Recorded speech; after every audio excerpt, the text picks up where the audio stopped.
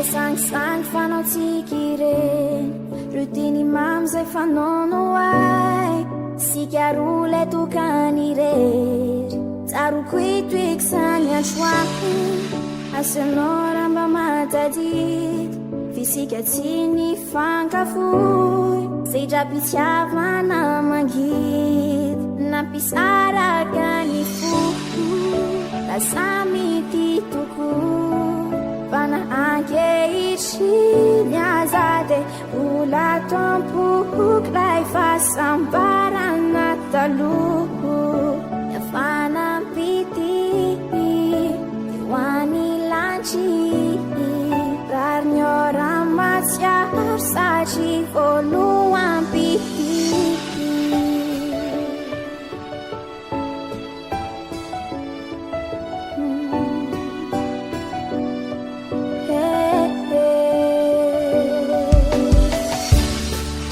Vanyana chatamizar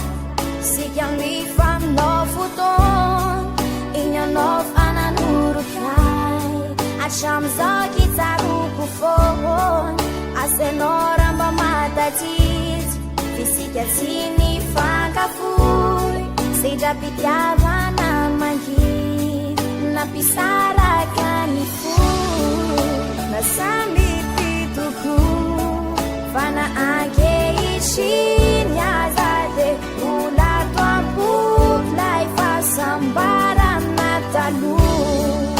Nafanampity Teo any landry Rarnyora matsiaro satry voalohany Tatidinao veky malala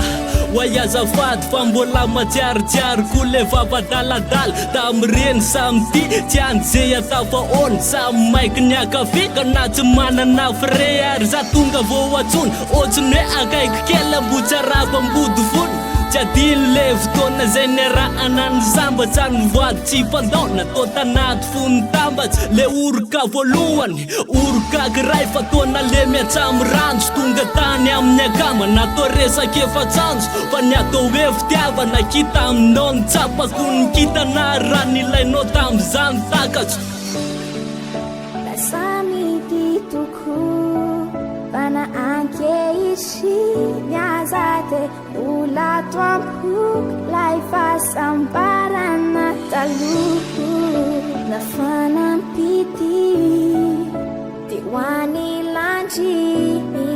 Rarnyora matsiaro satry voalohany piti